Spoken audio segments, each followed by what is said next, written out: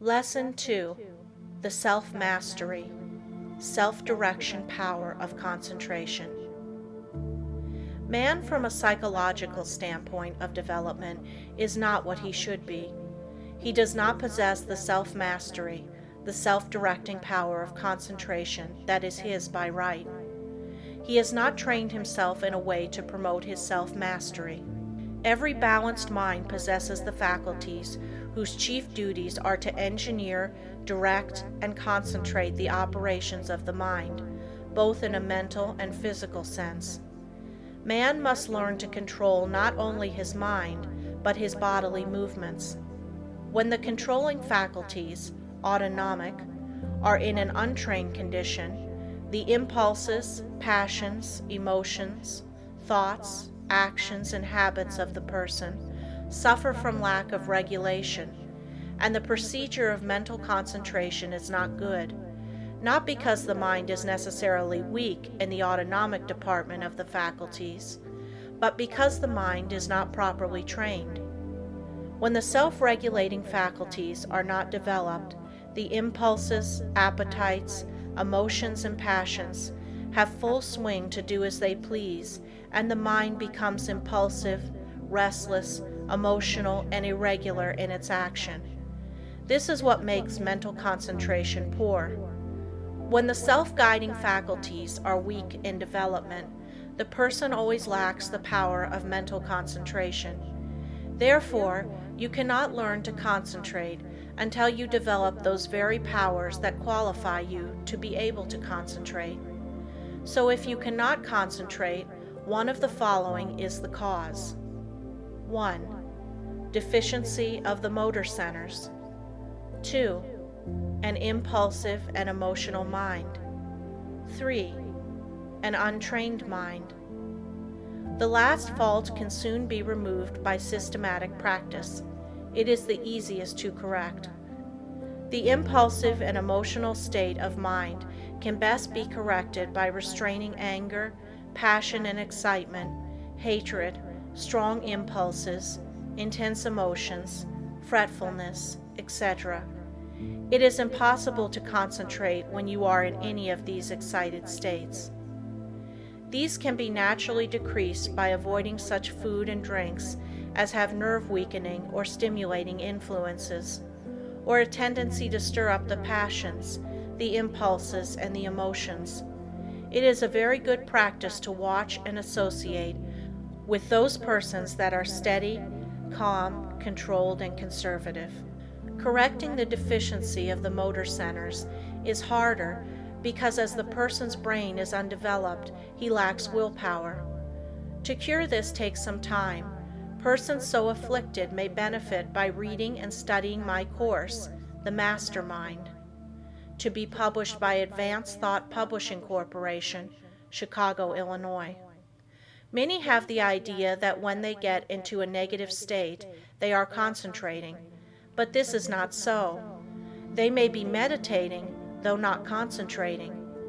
Those that are in a negative state a good deal of the time cannot, as a rule, concentrate very well. They develop instead abstraction of the mind, or absence of mind. Their power of concentration becomes weaker, and they find it difficult to concentrate on anything.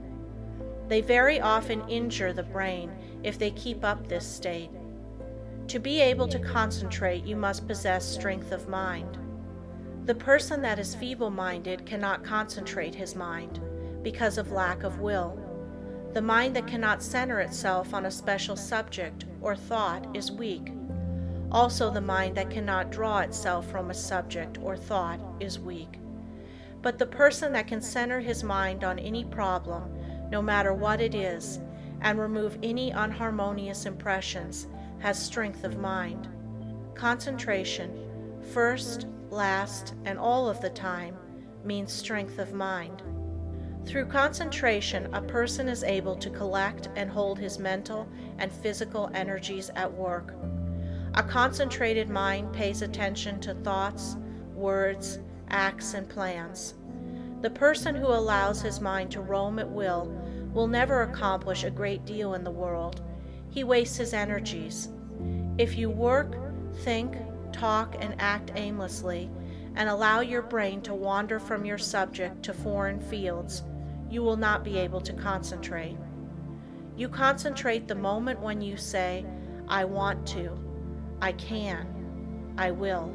Some mistakes some people make.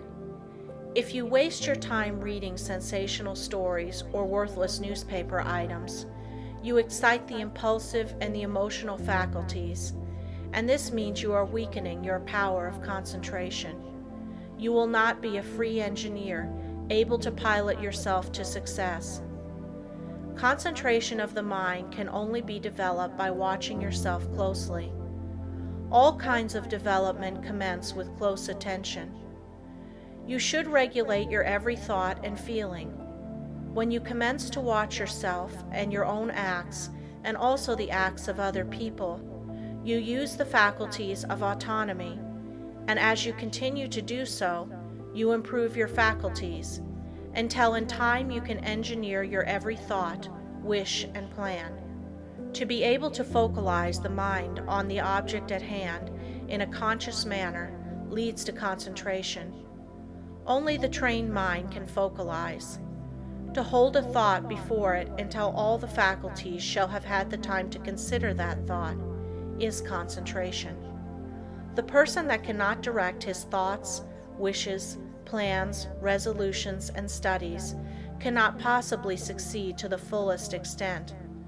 The person that is impulsive one moment and calm the next has not the proper control over himself. He is not a master of his mind, nor of his thoughts, feelings, and wishes. Such a person cannot be a success. When he becomes irritated, he irritates others and spoils all chances of any concern doing their best. But the person that can direct his energies and hold them at work in a concentrated manner controls his every work and act, and thereby gains the power to control others. He can make his every move serve a useful end, and every thought a noble purpose. In this day, the man that gets excited and irritable should be looked upon as an undesirable person. The person of good breeding now speaks with slowness and deliberation. He is cultivating more and more of a reposeful attitude. He is consciously attentive and holds his mind to one thing at a time. He shuts out everything else. When you are talking to anyone, give him your sole and undivided attention. Do not let your attention wander or be diverted. Give no heed to anything else, but make your will and intellect act in unison. Start out in the morning and see how self-poised you can remain all day. At times, take an inventory of your actions during the day and see if you have kept your determination. If not, see that you do tomorrow. The more self-poised you are, the better will your concentration be. Never be in too much of a hurry, and remember, the more you improve your concentration, the greater are your possibilities. Concentration means success, because you are better able to govern yourself and centralize your mind. You become more in earnest in what you do, and this almost invariably improves your chances for success. When you are talking to a person, have your own plans in mind. Concentrate your strength upon the purpose you are talking about. Watch his every move, but keep your own plans before you. Unless you do, you will waste your energy and not accomplish as much as you should. I want you to watch the next person you see that has the reputation of being a strong character, a man of force. Watch and see what a perfect control he has over his body. Then I want you to watch just an ordinary person. Notice how he moves his eyes, arms, fingers. Notice the useless expenditure of energy. These movements all break down the vital cells and lessen the person's power in vital and nerve directions. It is just as important for you to conserve your nerve forces as it is the vital forces. As an example, we see an engine going along the track very smoothly. Someone opens all the valves and the train stops. It is the same with you. If you want to use your full amount of steam, You must close your valves and direct your power of generating mental steam toward one end. Center your mind on one purpose, one plan, one transaction. There is nothing that uses up nerve force so quickly as excitement. This is why an irritable person is never magnetic. He is never admired or loved. He does not develop those finer qualities that a real gentleman possesses. Anger, sarcasm, and excitement weaken a person in this direction. The person that allows himself to get excited will become nervous in time, because he uses up his nerve forces and his vital energies. The person that cannot control himself and keep from becoming excited cannot concentrate. When the mind can properly concentrate, all the energy of every microscopic cell is directed into one channel, and then there is a powerful personal influence generated. Everyone possesses many millions of little trembling cells, and each one of these has a center where life and energy are stored up and generated. If this energy is not wasted, but conserved and controlled, this person is influential. But when it is the opposite, he is not influential or successful. Just as it is impossible for a steam engine to run with all its valves open, so it is impossible for you to waste your energy and run at your top speed. Each neuron in the gray layers of the brain is a psychic center of thought and action. Each one is pulsating an intelligent force of some kind.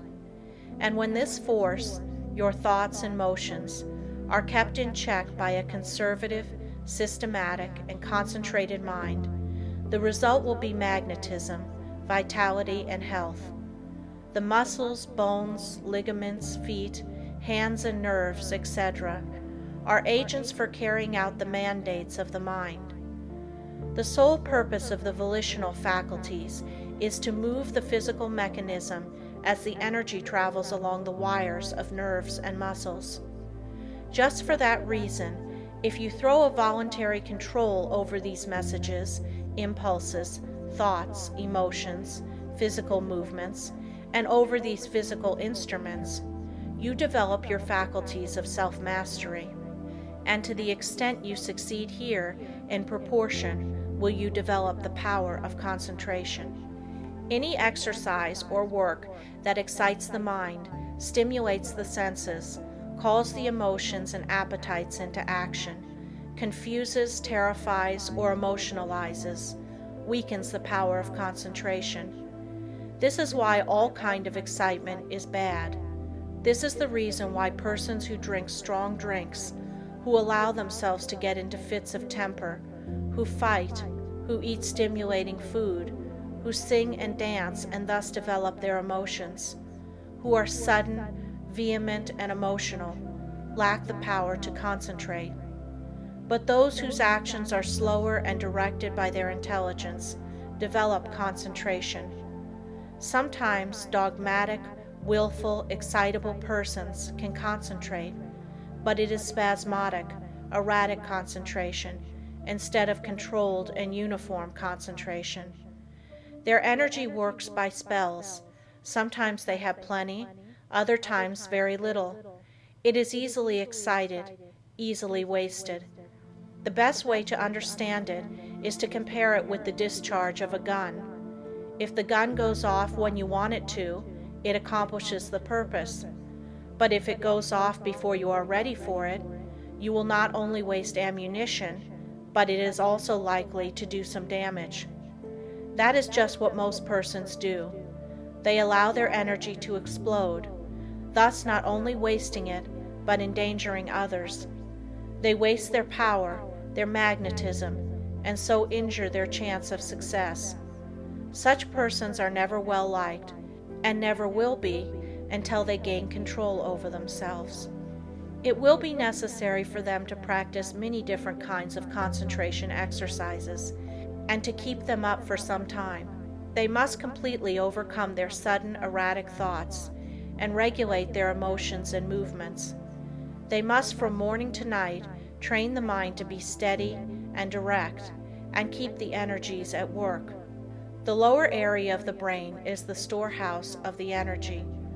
Most all persons have the dynamic energy they need if they would concentrate on it. They have the machine, but they must also have the engineer, or they will not go very far.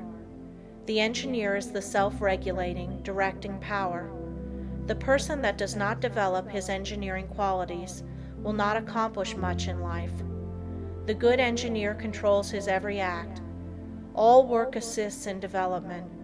By what you do, you either advance or degenerate. This is a good idea to keep always in mind. When you are uncertain whether you should do something or not, just think whether by doing it you will grow or deteriorate, and act accordingly. I am a firm believer in work when you work and play when you play. When you give yourself up to pleasure, you can develop concentration by thinking of nothing else but pleasure. When your mind dwells on love, think of nothing but this, and you will find you can develop a more intense love than you ever had before. When you concentrate your mind on the you, or real self, and its wonderful possibilities, you develop concentration and a higher opinion of yourself.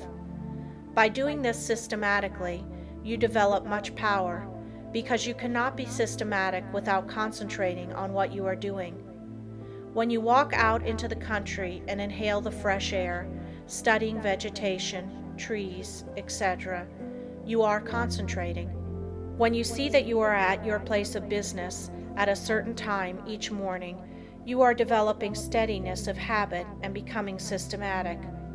If you form the habit of being on time one morning, a little late the next, and still later the following one, you are not developing concentration. But whenever you fix your mind on a certain thought and hold your mind on it at successive intervals, you develop concentration. If you hold your mind on some chosen object, you centralize your attention, just like the lens of the camera centralizes on a certain landscape. Therefore, always hold your mind on what you are doing, no matter what it is. Keep a careful watch over yourself, for unless you do, your improvement will be very slow. Practice inhaling long, deep breaths, not simply for the improvement of health, although that is no small matter, but also for the purpose of developing more power, more love, more life. All work assists in development. You may think it foolish to try to develop concentration by taking muscular exercises, but you must not forget that the mind is associated with muscle and nerve. When you steady your nerves and muscles, you steady your mind, but let your nerves get out of order and your mind will become erratic, and you will not possess the power of direction, which in other words is concentration. Therefore you understand how important exercises that steady the nerves and muscles are in developing concentration. Everyone is continually receiving impulses that must be directed and controlled if one is to lead a successful life. That is the reason why a person must control the movements of his eyes, feet, fingers, etc. This is another reason why it is important to control his breathing. The slow, deep, prolonged exhalations are of wonderful value. They steady the circulation, the heart action, muscles and nerves of the mind. If the heart flutters, the circulation is not regular, and when the lung action is uneven, the mind becomes unsteady and not fit for concentration. This is why controlled breathing is very important as a foundation for physical health. You must not only concentrate your mind, but also the action of the eyes, ears, and fingers. Each of these contain miniature minds that are controlled by the master engineer. You will develop much quicker if you thoroughly realize this. If you have ever associated with big men or read their biographies, you will find that they usually let the others do the talking. It is much easier to talk than it is to listen. There is no better exercise for concentration than to pay close attention when someone is talking. Besides learning from what they have to say, you may develop both mental and physical concentration.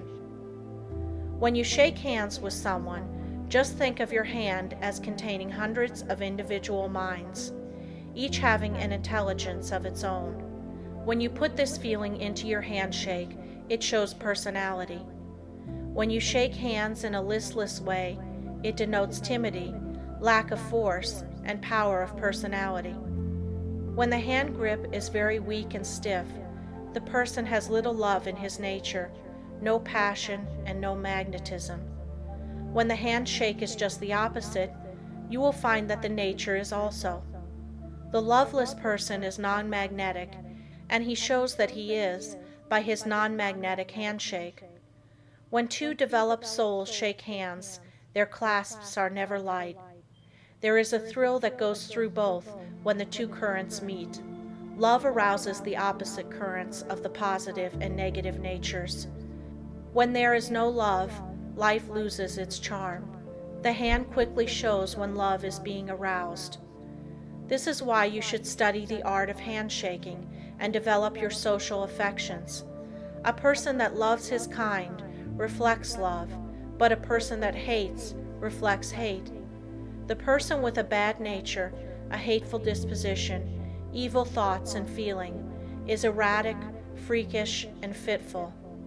When you allow yourself to become irritable, watch how you breathe and you will learn a valuable lesson. Watch how you breathe when you are happy. Watch your breathing when you harbor hate. Watch how you breathe when you feel in love with the whole world and noble emotions thrill you. When filled with good thoughts, you breathe a plentiful supply of oxygen into your lungs, and love fills your soul. Love develops a person, physically, mentally, and socially. Breathe deeply when you are happy, and you will gain life and strength. You will steady your mind, and you will develop your power of concentration and become magnetic and powerful. If you want to get more out of life, you must think more of love. Unless you have real affection for something, you have no sentiment, no sweetness, no magnetism. So arouse your love affections by your will and enter into a fuller life. The hand of love always magnetizes, but it must be steady and controlled. Love can be concentrated in your handshake, and this is one of the best ways to influence another. The next time you feel yourself becoming irritable, use your will and be patient. This is a very good exercise in self-control. It will help you to keep patient if you will breathe slowly and deeply. If you find you are commencing to speak fast, just control yourself and speak slowly and clearly. Keep from either raising or lowering your voice, and concentrate on the fact that you are determined to keep your poise, and you will improve your power of concentration. When you meet people of some consequence, assume a reposeful attitude before them. Do this at all times. Watch both them and yourself. Static exercises develop the motor faculties and increase the power of concentration. If you feel yourself getting irritable, nervous, or weak, stand squarely on your feet with your chest up and inhale deeply, and you will see that your irritability will disappear and a silent calm will pass over you. If you are in the habit of associating with nervous, irritable people, quit it until you grow strong in the power of concentration, because irritable, angry, fretful, dogmatic, and disagreeable people will weaken what powers of resistance you have. Any exercises that give you better control of the ears, fingers, eyes, feet, help you to steady your mind. When your eye is steady, your mind is steady. One of the best ways to study a person is to watch his physical movements, for when we study his actions, we are studying his mind, because actions are the expressions of the mind. As the mind is, so is the action. If it is uneasy, restless, erratic, unsteady, its actions are the same. When it is composed, the mind is composed. Concentration means control of the mind and body. You cannot secure control over one without the other. Many people who seem to lack ambition have sluggish minds. They are steady, patient, and seemingly have good control, but this does not say they are able to concentrate. These people are indolent, inactive, slow, and listless because they lack energy. They do not lose control because they have little force to control. They have no temper, and it therefore cannot disturb them. Their actions are steady because they possess little energy. The natural person is internally strong, energetic, and forceful, but his energy, force, and strength, thoughts, and physical movements are well under his control. If a person does not have energy, both mental and physical, he must develop it. If he has energy which he cannot direct and hold to a point, he must learn to do so. A man may be very capable, but unless he wills to control his abilities, they will not do him any good. We hear so much talk about the benefit of physical culture, but the real benefit of this is really lost sight of. There is nothing that holds the faculties at work in a sustained and continuous manner as static exercises do. For as stated before, when you learn to control the body, you are gaining control over the mind. End of Lesson 2.